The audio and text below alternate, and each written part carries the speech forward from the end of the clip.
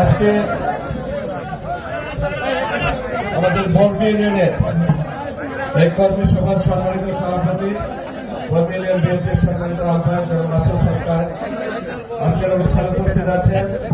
আমাদের শ্রীপুর উপজেলা বিএনপির সম্মানিত আহ্বায়ক উপস্থিত আছেন। আপনাদের বর্মী কিন্তু সরকার সাবেক সভা চেয়ারম্যান, বারবার নির্বাচিত উপজেলা বিএনপির সম্মানিত সভাপতি জনাব আমাদের সম্মানিত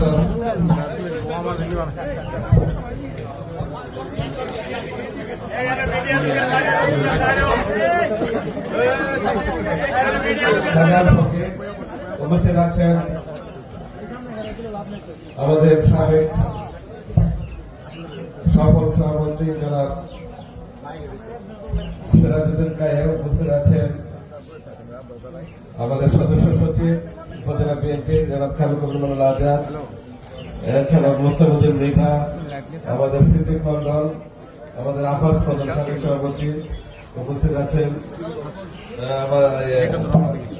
সিনিয়র সহসভাপতি রতন ফকির, আব্বাস প্রধান, এছাড়া আছেন আমাদের মহিলা দলের শিলাপ এবং আমাদের মৎস্যজীবী দলের ফারুক হোসেন, আমাদের যুব দলের সুবন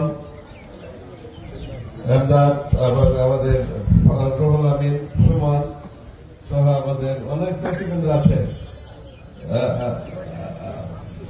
হুমায়ুন আছেন, আসিফ আছে, অনেক নেতৃবৃন্দ, আমি সবার নাম বলতে পারলাম না। কপিল, আমাদের যুগ্ম আহ্বায়ক কপিল ভাই, আর কে যুগ্ম আহ্বায়ক সদস্য সচিব আছে, চেয়ারম্যান প্রার্থী ছিলেন, রনি মেম্বার, কাউকে মিস করলাম, শাহিদ ভাই, যাই হোক অনেক নেতৃবৃন্দ আছেন, আমি দুঃখিত সবার নাম বলতে পারলাম না। আজকে আসলে বর্মীরে কিন্তু আমরা শ্রীপুরে যারা মানে শ্রীপুর উপজেলার যারা বর্মীকে কিন্তু সম্পূর্ণ আলাদাভাবে আমরা দেখি। বর্মীকে আমরা একটা ঐতিহ্যবাহী ইউনিয়ন হিসেবে দেখি। বর্মীর মানুষকে আমরা আলাদাভাবে দেখি এবং আলাদাভাবে শ্রদ্ধা করি না, এটা কিন্তু করি। কারণ হলো বর্মী কিন্তু মূল বাণিজ্যিক কেন্দ্র, আমাদের শ্রীপুরের প্রাণ কেন্দ্র ছিল বর্মী, যদি এখন অন্যদিকে চলে গেছে প্রাণ কেন্দ্র। এবং বর্মীর মানুষ সর্বদিক থেকে আমরা মনে করি যে অন্য ইউনিয়নের থেকে সম্পূর্ণ আলাদা, ঠিক। কিন্তু বর্তমানে হয়েছে কি, একটু পরিবেশটা মনে হয় যে আগের মতো নাই, ভালো হয়েছে, আজকে আগের মতো নাই।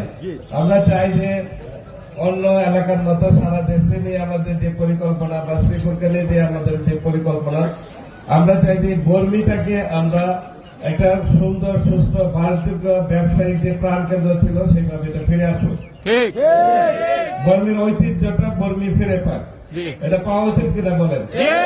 কোন রকম মাদক, কোন রকম দুর্নীতি, কোন রকম সন্ত্রাস, কোন রকম অপরাধ কার্যক্রম যেন বর্মীতে না হয়, এটা আমরা বিশ্বাস করি, আমরা এটা করতে চাই, এরকম পরিবেশটা আমরা তৈরি করতে চাই বর্মীতে। এবং সেই জন্য আমাদের যারা নেতৃবৃন্দ আছেন বর্মীর, তাদের সকলের কিন্তু সহযোগিতার প্রয়োজন। ইতিমধ্যে অনেকগুলি ঘটনা হয়েছে বর্মীতে যেগুলি অনাকাঙ্ক্ষিত, হওয়া উচিত ছিল না, কিন্তু এগুলি হয়েছে। এগুলি থেকে আমরা মুক্তি চাই, আমরা আমাদের সমাজকে মুক্ত করতে চাই, পুরো শ্রীপুরকে আমরা মুক্ত করতে চাই। আসলে আপনারা জানেন যে দীর্ঘদিন একটি শৈল শাসক থাকার কারণে, দীর্ঘদিন যে ফ্যাসিবাদী শাসক থাকার কারণে কিন্তু আইন শৃঙ্খলা পরিস্থিতি বলেন, সমাজের অবক্ষয় বলেন, সামাজিক অবক্ষয় বলেন, সবকিছু কিন্তু এই বিগত সময়ের যে মানে অবৈধ শাসনের ফল।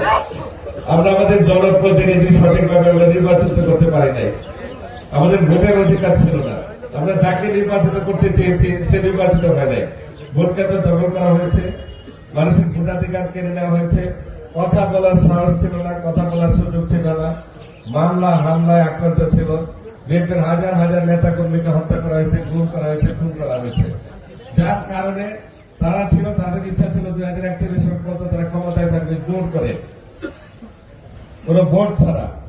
সেই জন্য তারা তো সংবিধান